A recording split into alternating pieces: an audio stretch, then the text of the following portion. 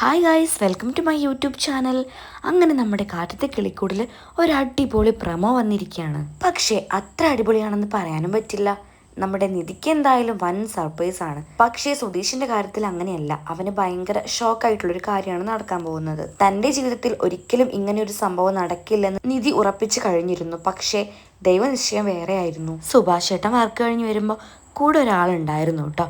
അത് നിധി ഒട്ടും പ്രതീക്ഷിക്കാത്ത ഒരാളായിരുന്നു. അവളുടെ അച്ഛൻ രാജീവ്. സുഭാഷ് ഏട്ടനെ തേടി വന്ന അവൾ കാണുന്നത് പെട്ടെന്ന് സുഭാഷ് ഏട്ടൻ മാറുന്നതും പിന്നിലായിട്ട് തൻ്റെ അച്ഛൻ നിൽക്കുന്നതും. അച്ഛനെ കണ്ടപ്പോൾ തന്നെ അവൾ ഭയങ്കരമായിട്ട് സങ്കടപ്പെടുന്നുണ്ട്, കരയുന്നുണ്ട്, എന്നിട്ട് അച്ഛാന്ന് വിളിക്കുന്നുണ്ട് കേട്ടോ.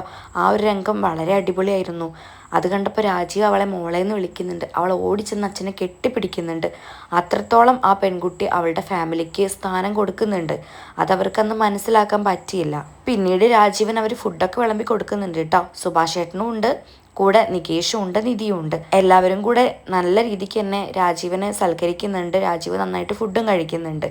പിന്നീട് കാണിക്കുന്നത് രാജീവ് ചെയറിൽ ഇരിക്കുമ്പോൾ നിധി താഴെ ഇരുന്നിട്ട് അച്ഛനെ നോക്കുകയാണ്, കണ്ണീരോട് കൂടി നോക്കുകയാണ് കേട്ടോ. തനിക്ക് പറ്റിയ തെറ്റും അതുപോലെ തന്നെ എടുത്തുചാട്ടങ്ങളൊക്കെ ചിലപ്പോൾ അവൾ അച്ഛനോട് ഏറ്റു പറയായിരിക്കും. രാജീവ് അവളുടെ തലയിൽ സ്നേഹത്തോടു കൂടി തലോടുന്നുണ്ട്. നിധിയാണെങ്കിൽ നല്ല കരച്ചിലാണ് കേട്ടോ. കണ്ണൊക്കെ നിറയുന്നുണ്ട്. സന്തോഷവും ആശ്വാസവും സങ്കടവും കുറ്റബോധവും എല്ലാം ഉണ്ട് അതിൽ. പിന്നീട് സുധീഷുമായിട്ട് സംസാരിച്ച് നിൽക്കുന്ന രാജീവിനെയാണ് കാണിക്കുന്നത് കേട്ടോ. അങ്ങോട്ടേക്ക് നിധി വരുന്നുണ്ട്. അപ്പോൾ രാജീവ് രണ്ടുപേരെയും കൂട്ടിപ്പിടിക്കുന്നുണ്ട്. എന്നിട്ട് ഓരോ കാര്യങ്ങൾ സംസാരിക്കുന്നുണ്ട്. പക്ഷേ അവിടെയാണ് ട്വിസ്റ്റ് വരുന്നത്. രാജീവ് ആ ഒരു പിടി നല്ല രീതിക്ക് തന്നെ അവൻ്റെ ഷോൾഡറിൽ മുറുക്കി പിടിക്കുകയാണ്. അപ്പോൾ തന്നെ നമുക്ക് മനസ്സിലാക്കാം രാജീവിന് അടങ്ങാത്ത പകയാണെന്ന്. ആ പക തീർക്കാനായിട്ടാണ് അങ്ങോട്ട് ആ ഒരു വരവ്. അല്ലെങ്കിലൊന്നും ഒരിക്കലും രാജീവ് തൻ്റെ അഭിമാനം പണയം വെച്ചിട്ട് അങ്ങോട്ട് വരില്ല, അതുറപ്പാണ്. നിധിയാണെങ്കിൽ ഇതൊന്നും കാണുന്നില്ല. അവൾ ചിന്തിക്കുന്നത് അച്ഛനെല്ലാം മനസ്സിലായിട്ടുണ്ട്, അപ്പം അച്ഛൻ സുധീഷിനോട് ക്ഷമിക്കുമായിരിക്കും, അതുകൊണ്ടാണല്ലോ അച്ഛൻ ഇങ്ങോട്ട് വന്നത് എന്നൊക്കെയാണ് അവൾ ചിന്തിക്കുന്നത്. പാവം, അവൾ അച്ഛൻ്റെ ആ സ്നേഹം വിശ്വസിച്ചു. എന്തായാലും രാജീവിൻ്റെ വരവ് വേറൊന്നിനുമല്ല, അവരെ രണ്ടുപേരും പിരിക്കാൻ വേണ്ടിയിട്ടായിരുന്നു. സുധീഷിനാണെങ്കിൽ നല്ല ടെൻഷനുണ്ട്. കാരണം തൻ്റെ കയ്യിൽ നിന്ന് നിധിയെ തട്ടിപ്പറിച്ച് കൊണ്ടുപോകാനാണല്ലോ രാജീവൻ വന്നത്. അതും അവളെ പല തന്ത്രങ്ങളും മെനഞ്ഞിട്ടാണ് ഇവിടെ നിർത്തിയിരിക്കുന്നത്. കല്യാണം കഴിച്ച് സ്വന്തമാക്കിയത് തന്നെ തൻ്റെ തന്ത്രങ്ങൾ ഉപയോഗിച്ചിട്ടാണല്ലോ. അപ്പോൾ കയ്യിൽ നിന്ന് അവൾ പോകാൻ പാടില്ല. കാരണം ഒരുമിച്ച് നിൽക്കുമ്പോൾ എന്നെങ്കിലും അവൾ തന്നെ സ്വന്തമായിട്ട് സ്നേഹിക്കുമെന്നൊരു ഉറപ്പ് അവനുണ്ടായിരുന്നു. പക്ഷേ അതെല്ലാം ഒറ്റ നിമിഷം കൊണ്ട് ഇല്ലാതാവാൻ പോവല്ലേ.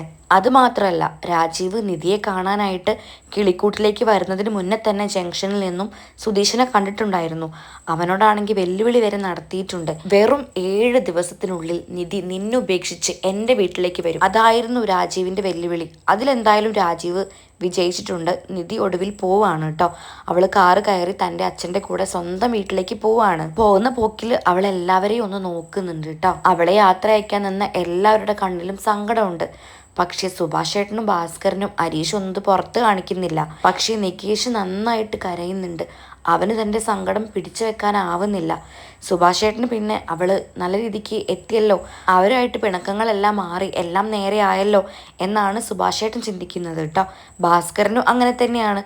എന്നാൽ നികേഷ് അവനത് സഹിക്കാനേ ആവുന്നില്ല. അവന് എന്തോ ഭയങ്കര കരച്ചിലാണ്. സുധീഷ് ആണെങ്കിൽ വീട്ടിൽ നിന്നും പുറത്തേക്ക് വന്നിട്ടില്ല കേട്ടോ. അവൻ അകത്തിരുന്നതെല്ലാം കാണുന്നുണ്ട്. ഒടുവിൽ നമ്മുടെ നിധി കാർ കയറി പോവാണ്. അവൾക്കും ഭയങ്കര ഹൃദയവേദന ഉണ്ട്. എങ്കിലും തൻ്റെ അച്ഛനാണല്ലോ വന്ന് വിളിക്കുന്നത്. ആ സന്തോഷത്തിൽ അവൾ തിരിച്ചു പോവാണ് കേട്ടോ. അങ്ങനെ കാറിൽ നിന്നും അച്ഛനും മകളും കെട്ടിപ്പിടിക്കുകയാണ്. അങ്ങോട്ടും ഇങ്ങോട്ടും സങ്കടങ്ങൾ പങ്കുവെക്കുകയാണ്. നിധിക്ക് തൻ്റെ കിളിക്കൂട് വിട്ട് പോകാൻ കഴിയുമോ എന്നൊക്കെ നമുക്ക് നോക്കാം. അതിനുശേഷം എന്തായിരിക്കും അവളുടെ ജീവിതം, സുധീഷ് എങ്ങനെ ഇതൊക്കെ തരണം ചെയ്ത് ജീവിക്കും എന്നൊക്കെ നമുക്ക് കണ്ടറിയാം. എൻ്റെ ചാനൽ സബ്സ്ക്രൈബ് ചെയ്യാത്തവർ സബ്സ്ക്രൈബ് ചെയ്യാൻ മറക്കരുത്. അപ്പോൾ ഓക്കെ, ബൈ, താങ്ക് യു.